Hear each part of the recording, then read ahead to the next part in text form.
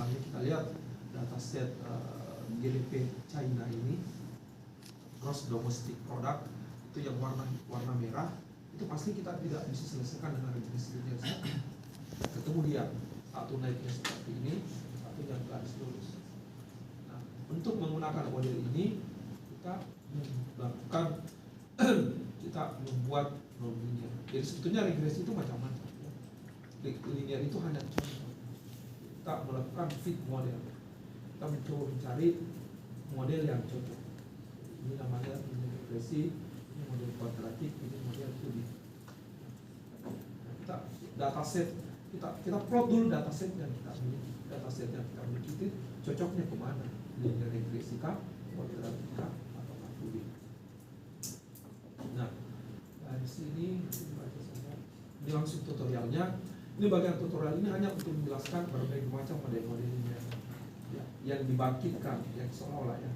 Jadi misalnya kita punya persamaan linear dia AS tambah B dan regresi linear. Kita misalnya mengambil persamaan Y sama dengan 2S tambah 3. Nah, kita bangkitkan ini persamaan linear seperti ini. Nah, ini sebetulnya yang biru ini dataset. Tapi kan kita tidak punya datasetnya. Jadi ini seolah-olah kita bangkitkan secara acak saja dataset. Ini masukkan warna biru. Modelnya yang cocok dengan warna biru itu adalah yang warna merah. Jadi Y sama dengan 2X ditambah 3. Itu modelnya yang warna merah. Itu dataset yang kita baca sekarang.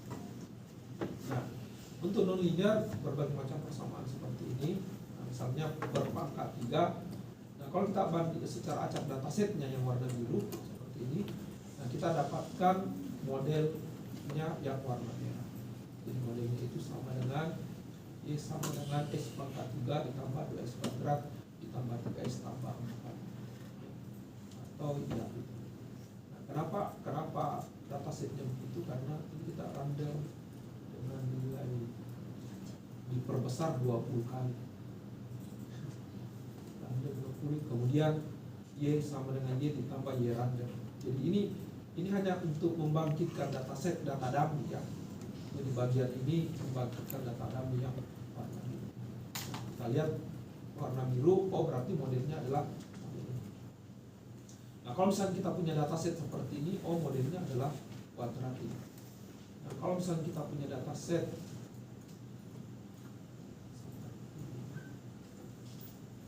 seperti ini, oh ini mungkin modelnya adalah non-linear eksponensial. Dataset yang warna biru yang. Nah, kalau misalnya kita punya dataset seperti ini, oh ini modelnya adalah logaritma X. Kalau misalnya datasetnya seperti ini, oh ini modelnya adalah sigmoidal logistik. Jadi persamaannya kita pakai persamaan umum. Jadi ini fitting ini adalah untuk mendapatkan persamaan umumnya. Jadi sama dengan 1. Kemudian ini juga model dataset seperti ini, non-linear juga. 1 ditambah E pangkat. Dan nanti untuk dua bagian ini hati-hati kalau misalnya perhatikan ini X sama dengan ini Y sama dengan ini kan model umumnya itu sama dengan 1 dibagi 1 ditambah E pangkat beta 1 X dikurang beta 2. Nah, ini gambar ini diperoleh dari Y sama dengan 1 ditambah 1 P eksponensial pangkat X. Nah, ini ya. Jadi ini X-nya positif. Ya, nilai X-nya ini adalah positif. Berarti beta 1-nya 1, ini kan tidak ada. Beta 2-nya 0. Karena di sini hanya E pangkat X. Nah, kalau yang ini kita lihat beta 1-nya 1, beta 1-nya minus 1. Karena ini beta 1 ini minus X. Nah, ini beta 2-nya 0. Dan ini.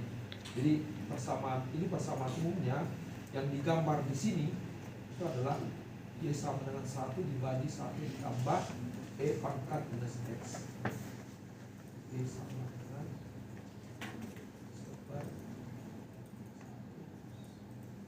dibagi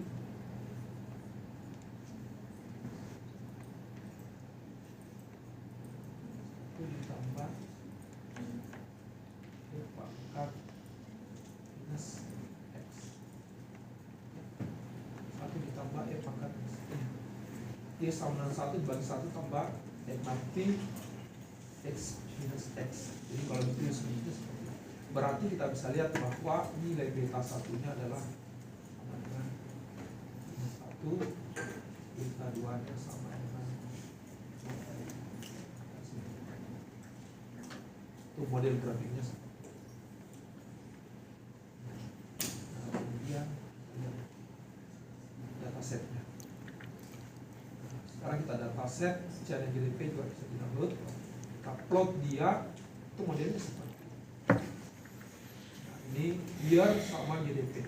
Year-nya itu dari 1960 sampai 2010. Kemudian GDP-nya adalah 0,2 kali 10 pangkat 13. Baik. Ini 1 kali 10 pangkat 13. Jadi, dari 0,2 kali 10 pangkat 13. Nah, sekarang kira-kira dari sini model apa yang kita lihat? Model apa yang kita? Nah, sekarang kita lihat bahwa kalau datasetnya seperti ini, maka seolah-olah yang cocok itu adalah exponential. Ya, ada diaman. Cuma kita harus paham juga itu sebetulnya dataset apa. Karena dataset ini adalah gross domestic product, pertumbuhan apa gross domestic? Pertumbuhan gross domestic, pertumbuhan pendapatan per kapita kayak gitulah. Tidak mungkin ada GDP yang naik terus. Pasti suatu saat dia akan melandai. Jadi makanya dari dataset yang ada sebetulnya itu paling cocok eksponensial.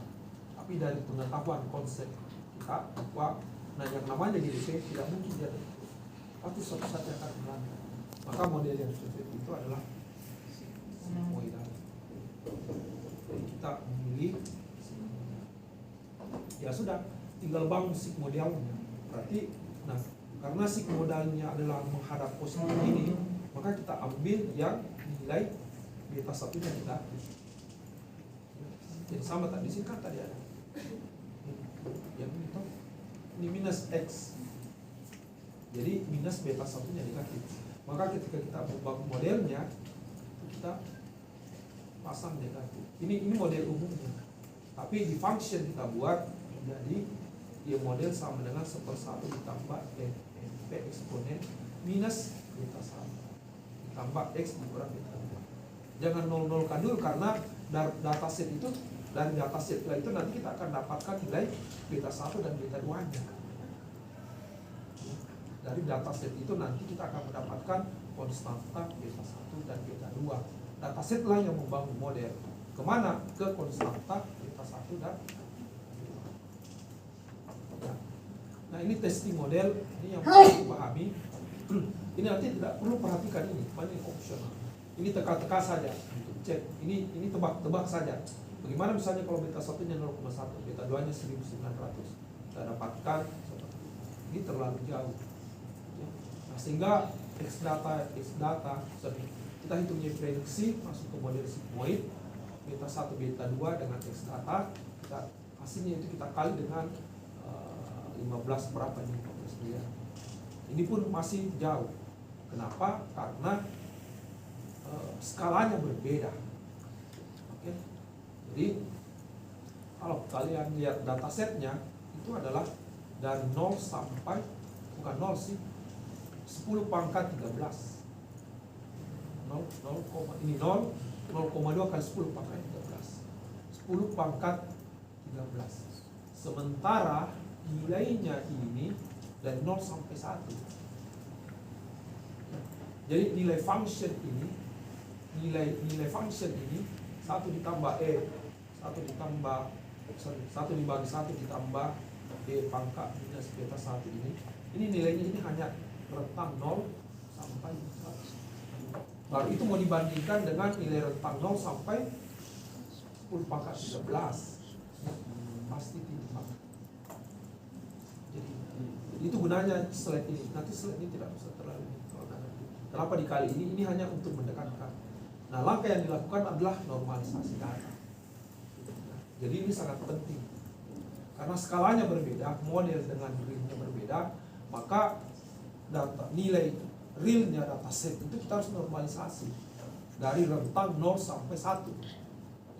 Kalau di datasetnya adalah dari rentang 0 sampai 10 pangkat 13. Nah ini harus dinormalkan dulu dari menjadi rentang 0 sampai 1. Demikian pula tahunnya. Tahunnya adalah dari rentang 1960 sampai 2010. Nah kita harus juga normalisasi menjadi rentang 0 sampai 1. Itu gunanya normalisasi, supaya dia kena dengan output dan function. Jadi normalisasinya itu sangat sederhana. Tinggal data scale normalisasi sama dengan X data dikurang nilai minimum dibagi dengan nilai maksimum dikurang nilai minimum. Jadi X normalisasi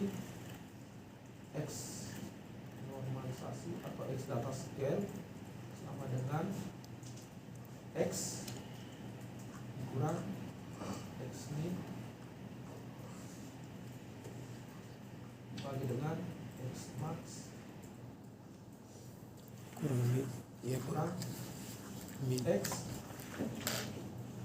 ya, itu normalisasi.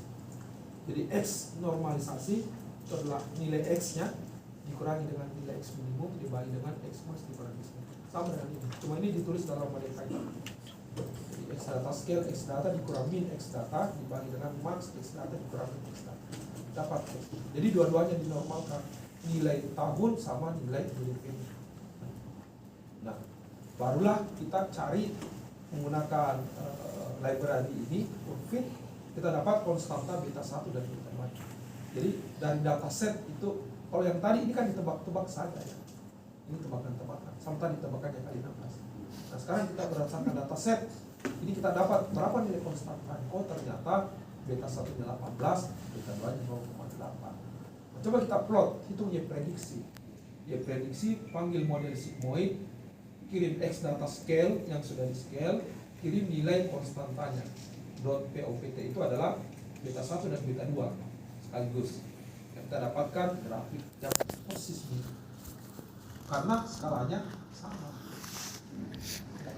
Jadi plot hasil regresi nilainya, kita lihat yang merah adalah dataset, yang biru adalah prediksi. Dia berbeda. Karena nanti tugasnya adalah cari nilai enormnya. Jadi sampai sini tutorialnya. Oke, jadi dia ini masih scale, kemudian tahunnya scale, GDP-nya juga scale. Kemudian kita bisa lihat dataset dan model itu sudah mirip, tapi kita belum tahu errornya. Nanti tugasnya sudah ada di sini.